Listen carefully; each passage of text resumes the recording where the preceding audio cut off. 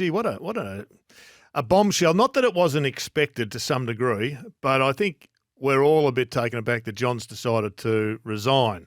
I mean, I thought he may well be, and I'd sort of half been expecting an announcement that the handover would take place as it did with Roosie and him, and but that took a 12-month period with Roosie still tentatively having his hands on the tiller, whereas this is he's let go of the tiller and Coxie's got hold of the boat. So if you didn't know, no one knew. How long was this in the ether? Do you think it was for quite a while, or since the grand final lost last year, or because you, like a lot of people, obviously thought at the end of 2025 it had happened? Yeah. Well, I think just listening to John, I mean, it seems like it was a fairly open discussion up there in Sydney that his time was coming to the end of this contract, so it was either going to be a handover period or he was just going to keep coaching out until 2025. I suspect if he won the flag, he may have done a Shane Crawford, and that's what I'm talking about. Yes. That's what I'm talking about. And, you went away overseas, and I mean, it's been an amazing run from John. He has coached that side and got the best out of that group and groups, I think it's fair to say. And that will, to me, be his greatest legacy. Yes, he's won the premiership, and unfortunately he lost 4 others, but I don't think he's ever had, maybe with the exception of 2016, I don't think he's ever had the best side in the competition, and he's taken some good sides to grand finals, and they ran into a powerhouse in Geelong. I mean, that was a boy and a man's fight in some respects. Just young kids coming through, and they were disappointed they got belted so much. But probably the Bulldogs game was the one that got away from them. But ultimately, he's just been such a great statesman, a great leader, a great developer of that club, and he's been the leader and the coach of the club as much as he's been anything else. So is it up to all of us to make sure the stat doesn't get twisted? Because when you look at it, 12 final seasons in 14 years as coach is an amazing number of finals appearances. 1 premiership in 5 grand finals is a stat that in 20 or 30 years might get twisted to say, he didn't quite do as well as he should have. There could be a glass half empty outlook on it in time. But is that not going to happen because there's too many people that know how good a job he's done that would never let that stat be twisted? Well, ultimately, you can't walk away from the fact that you've had 4 opportunities to win a flag or 5, and you've won 1. And let's just work our way through the first one, 2012. Right.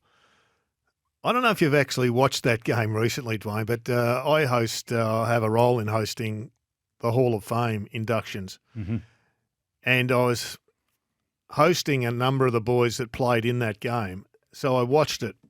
I was sitting in my room in Bondi, and I watched it. And I watched it again. I couldn't believe how good a grand final that one was. And it was his first. He was a young coach back then with a lot of experience because he'd been an assistant coach for a period of time. But I think he'd only been senior coach for 2 years. But that game, my God, that is one of the toughest, most ferocious,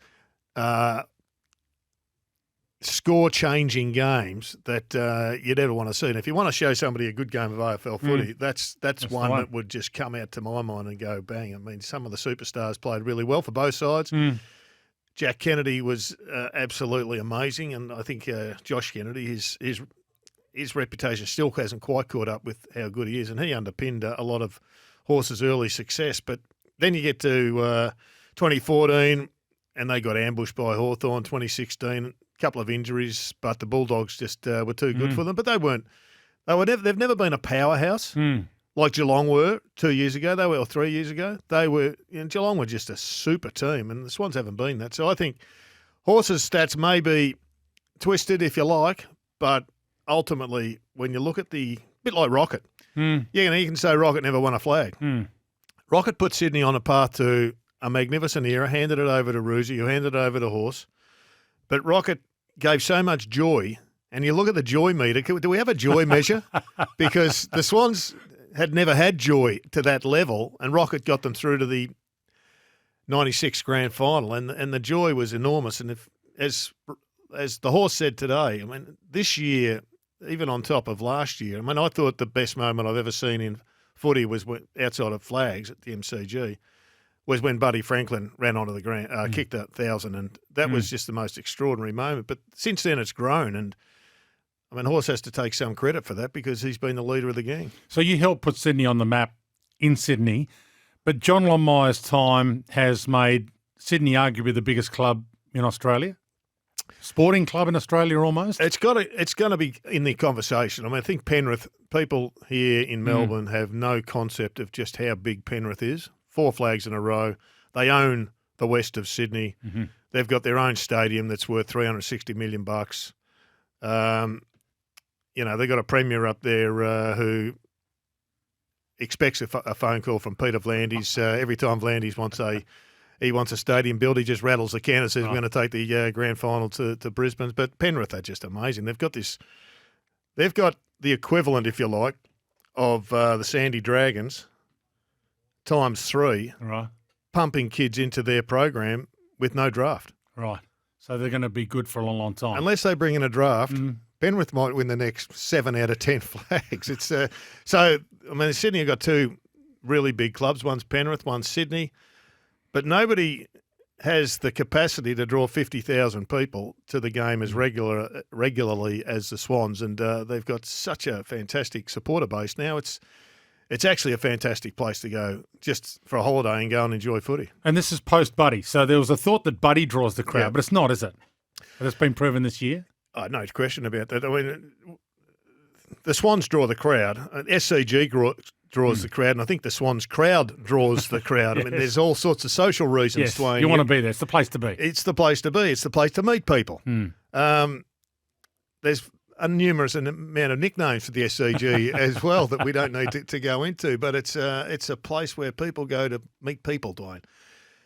But they were lucky this year because Isaac Heeney became this Superman that took his game to this level where he's a superstar. And if he can continue, I mean, it was a lot higher than any other level he's played at, but if he can continue that sort of form, he's going to be a Hall of Fame member minimum, and he's that. How did you rate that year? It was a fantastic year. Was he the best player in the game this year? Yeah, except that it just didn't work in September again for Isaac, and he had the grand final 2 years earlier where he didn't touch the ball until close to half time. Oh, he was BOG in the prelim final, so my understanding is he may have separated that bone in his foot. Which we didn't know about going into the grand final. No, I think he did it early in the grand final. So I give him a bit of an out for that particular one. But he elevated himself. I don't think I've seen an individual carry his side over the line so many times in one season as Heeney did. The Bont is my favourite, and he does it on a regular basis. So maybe it's just that Heeney's just at the front of mind. And the Bont couldn't get it done in September as well. Likewise, he had a bad one in September at the wrong time. So are you surprised that John Longmire's decided to stick around as this overseer of coaching, though, with Dean Cox? Is that going to work okay? And do you think it's only a 1 or 2 year thing? Is he a career coach that's going to end up somewhere else? I'm not surprised because he's out of the footy business. I mean, he's basically he's in the administrative position now, and he's going to be hopefully developing income sources, as Andrew Pridham said. So you won't see him in a coach's box alongside. You won't see him. No, I think work in the rooms. He's hands off. Yep. It would appear he's hands off, but there's the benefit of having him there. And if Coxie wants to ring him up or go into his office, you're basically getting a director of coaching in some respects for nothing. But Leon Cameron's also been in that chair, so they're well and truly well served for that. Whether or not he stays there, I mean, I think he mentioned it suits his family for family purposes for him to be there at least until the end of 2005. But it also gives him a time to refresh. And as I've been listening to many of your calls on the way in, Dwayne, there's a lot of good jobs potentially coming up in 2026. So whether it's Tassie or whether it's here in Melbourne, who knows? I mean, there's a lot of jobs, potentially a couple in Adelaide. There's potentially a few here in Melbourne. So who knows where the horse is? But I know what, he'll have had a chance to clear out the stable and clean out the stable and be ready to go in 2026. So you suspect that it might not be over if he gets refreshed and all, because there's going to be so many phone calls that come his way, and if they adjust the football department cap as well to allow part of a coach's wage to be outside of the football department cap, then it's going to be an opportunity for a coach to earn, $1.5 to $2 million 3 or 4 years down the track from now. Yeah, and it may not even be that far down the track. Who knows? I mean, the soft cap has to change. There's no question about that. Some of the players or the coaches are on, I think, insufficient funds for the amount of work that they're asked to do. It's their choice to be there, of course, so they can always shift. And I'm not talking just about Sydney, but I think the AFL under Andrew Dillon has to have a look at it.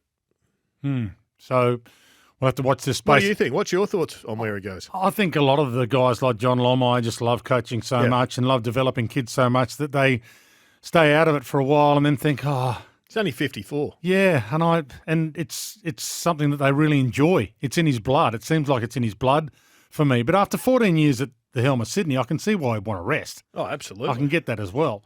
But I just think that there'll be too many offers coming his way at too big a coin for him to say no in 2 years' time or a year's time. That may be the case. He might wait for the right job. But primarily, I think it's the right thing for the club. I think it's after two really bad beltings in grand finals in 3 years, John being at the end of a long period, it probably is the right decision, and I think that would have weighed heavily on him, and he's made the right call for him and his family, but I think also for the club, and it's going to be a challenge for Dean because expectations are pretty high, but he's got a 4-year contract, so he's got a fair runway. And stability whilst the change is taking place. So the Swans have been pretty stable for a long time. They've had, Richard Collis, Andrew Pridham. I mean, at the top of the Sydney Swans, Tom Harley's been there a while now.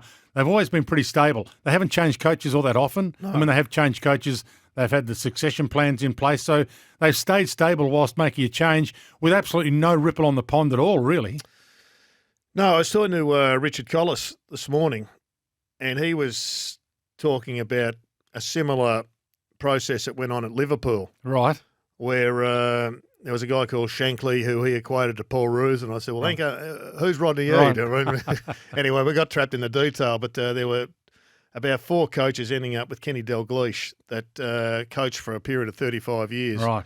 And they had, and a lot of world football fans, I'm sure, will be able to confirm this or in fact deny it, but they had enormous success with that similar regime, and the Swans have done that, and so it's up to Dean Cox to fly the flag, not just for Sydney Swans, but also for ruckman. When was the last ruckman, Dwayne, that was a super coach? I think I did have a text here earlier, Gerard. You don't read the text quite as often as I do because there is that time bomb in there occasionally. But there was a text asking me, is he the tallest coach in AFL history? So he's got to be maybe a contender for that.